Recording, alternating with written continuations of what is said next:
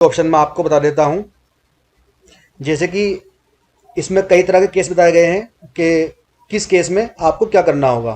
Case number 1 है when resident has already updated in his DOB 2 और more time, यानी कि ऐसा व्यक्ति जिसने अपनी डेट ऑफ बर्थ एक से ज़्यादा बार अपडेट करा ली है, यानी 2 या 3 बार अपडेट करा ली है।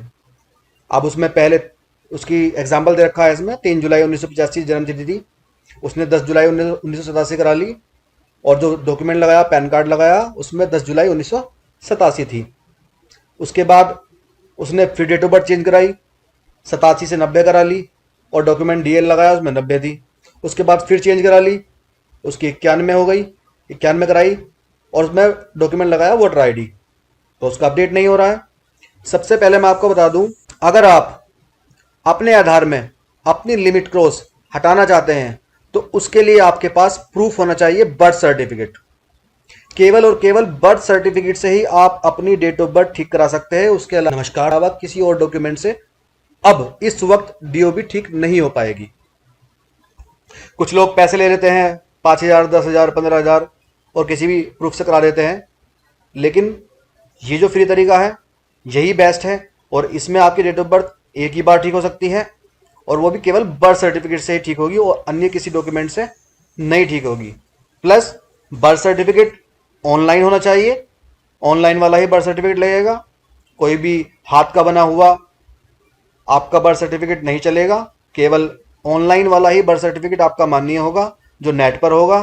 ऑनलाइन उसकी वेरिफिकेशन हो सकती है। अगर आप कोई भी फर्जी या फिर हाथ का बना हुआ बर्थ सर्टिफिकेट लगाएगा तो आपका जो एनरोलमेंट है वो रिजेक्ट हो जाएगा। दूसरा केस में दे रखा है where DOB is change successfully in previous request and not typographical error, यानी कि आपने करेक्शन तो कराया है और उसमें किसी तरह का टाइपोग्राफिकल मिस्टेक नहीं थी, आपने खुद से वो अपना करेक्शन कराया है।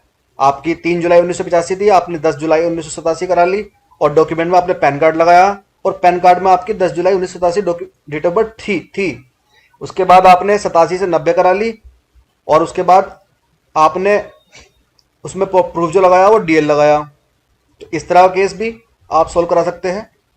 तीसरा केस है आपका जहां पर टाइपोग्राफिकल एरर की वजह से, यानी कि एनरोलमेंट जहां आपने कराया उस ऑपरेटर से आपकी डेट ऑफ बर्थ में मतलब टाइप करते हुए आपने डॉक्यूमेंट अपना प्रॉपर सही दिया था, लेकिन आपका जो डेट ऑफ बर्थ है वो ऑपरेटर द्वारा गलत कर दी गई है।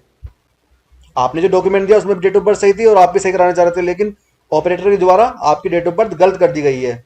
तो उस तरह का भी केस आप इसमें सोल्व करा सकते हैं। एक बात और ध्यान रखिएगा, ये आपको लास्ट चांस मिलेगा, इसके बाद आप डेट ऑफ बर्थ अपनी चेंज नहीं करा पाएंगे बिल्कुल भी। एक केस है इसमें DOB change successfully in previous request and DOB issue typographical error and document is not available, यानी कि आपने डेट ऑफ बर्थ ठीक कराई थी और उसमें कोई भी टाइपोग्राफी टाइप करने में मिस्टेक हो गई है, लेकिन जो डॉक्यूमेंट आपने उस वक्त लगाया था वो आपके पास अब अवेलेबल नहीं है, उससे अलग आप डॉक्यूमेंट दे रहे हैं।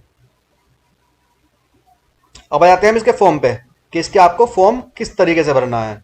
ये तो आप सब पढ़ ही लेंगे, इसमें सब कुछ दे रखा है, अच्छी तरह आप इसको रीड आउट कर लेंगे, क्योंकि अगर मैं आपको सारा बताऊंगा तो वीडियो बहुत लंबी हो जाएगी और आपके लिए बहुत बोरिंग बन जाएगी, और बोरिंग वीडियो लोग देखते नहीं है, उसको स्किप कर देते हैं।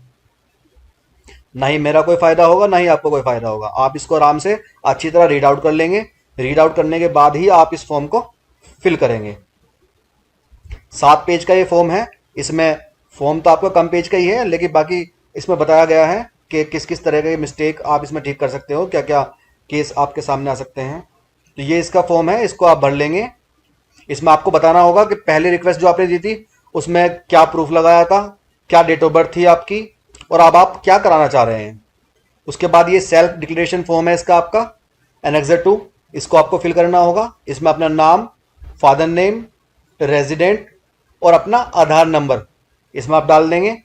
उसके बाद में नीचे आएंगे, इसमें आप करेक्ट डेट ऑफ बर्थ अपनी डालेंगे, अपना आधार नंबर डालेंगे, और जो पहले डेट ऑफ बर्थ थी वो इसमें डालेंगे। फिर नीचे आते हैं, इसमें दिया गया है आप current DOB update request is the first request of DOB update, बता देंगे इसमें कि आपका ये फर्स्ट रिक्वेस्ट है, ये सेकंड, एक से अधिक बार आपने करा रखा है, वो भरेंगे। जो आपने आपसे पहले डेट ऑफ बर्थ अपडेट कराई थी क्या वो वेरीफाइड थी या वेरीफाइड नहीं थी, ये भर देंगे। क्योंकि पहले जब आधार कार्ड बनता था तो उसमें डेट ऑफ बर्थ वेरीफाई नहीं होती थी 2018 से पहले, और ऐसे ही वो अपडेट हो जाता था। लेकिन अब ऐसा नहीं होता, अब वेरीफाई मैंडेटरी कर दी गई है। उसके बाद इसमें आप अपने सिग्नेचर कर देंगे।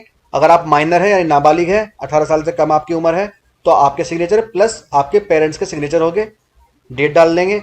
उसके बाद एक डिक्लेरेशन फॉर्म और आपको भरना होगा। कुछ लोग बस इसको ही भर के भेज देते हैं और आपका आधार कार्ड रिजेक्ट हो जाता है।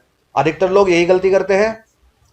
इसके लिए एक सेल्फ डिक्लेरेशन फॉर्म अलग से है, इस आप सेल्फ डिक्लेरेशन फॉर्म को भी भरेंगे और इसके साथ में अपना बर्थ सर्टिफिकेट सेल्फ अटेस्टेड, आपको जो डॉक्यूमेंट लगाना है सेल्फ अटेस्टेड लगाना है, उस पर आप अपने साइन करेंगे और उसकी एक पीडीएफ बनाएंगे। दूसरी बात, आपका प्रूफ कलर स्कैन होना चाहिए, फोटोकॉपी नहीं होनी चाहिए। उसको आप स्कैन कर लेंगे और स्कैन करके एक पीडीएफ बना लेंगे, जिसमें आपका एक आधार कार्ड, आपका पूरा ई आधार होना चाहिए, यानी छोटा नीचे का जो काट के बना लेते हैं हम, ये कार्ड बना लेते हैं, वो नहीं होना चाहिए। नया आधार कार्ड आपको ई आधार की वेबसाइट से आपको डाउनलोड करना होगा और ई आधार पूरा निकाल के उसे स्कैन करना होगा। और अपना बर्थ सर्टिफिकेट आपका ओरिजिनल होना चाहिए, मैं आपको एक बार और बता देता हूँ। और इंटरनेट वाला होना चाहिए, यानी जो ऑनलाइन बनता है वही होना चाहिए। हाथ से बना हुआ बर्थ सर्टिफिकेट मान्य नहीं होगा। दोनों को आप स्कैन करके एक पीडीएफ बना लेंगे।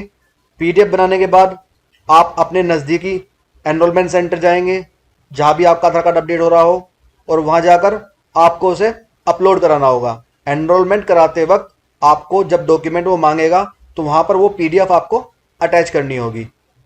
अलग से डॉक्यूमेंट स्कैन नहीं करना है आपको, उसमें एक ऑप्शन आता है स्कैन का और एक ऑप्शन होता है अटैचमेंट का। तो आपको अटैचमेंट करना है और वो पीडीएफ जो आपने लगाई है उसको अटैच कर देंगे। अटैच करने के बाद आपको रिसिप्ट मिल जाएगी, और जैसे ही आपको रिसिप्ट मिल जाएगी तुरंत आप अपने बर्थ सर्टिफिकेट की फोटोकॉपी, अपने ई आधार की फोटोकॉपी और वो एनरोलमेंट की स्लिप, तीनों पे आपको अपने सेल्फ अटेस्टेड करना है, साइन करने हैं और इसको स्कैन करना है।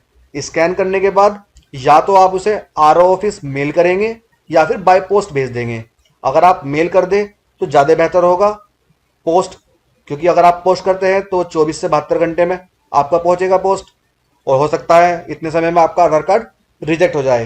तो आपको उसे मेल करना है, मेल ही बेस्ट ऑप्शन है। चाहे तो आप दोनों भी कर सकते हैं, लेकिन मेल आपको जरूर करना है। जो आरओ ऑफिस की मेल आईडी है उस पर आपको उसे मेल कर देंगे। आरओ ऑफिस की मेल आईडी आपको कहाँ से मिलेगी? आप अपनी माय आधार यूआईडीआई की वेबसाइट, ऑफिशियल वेबसाइट खोल लेंगे।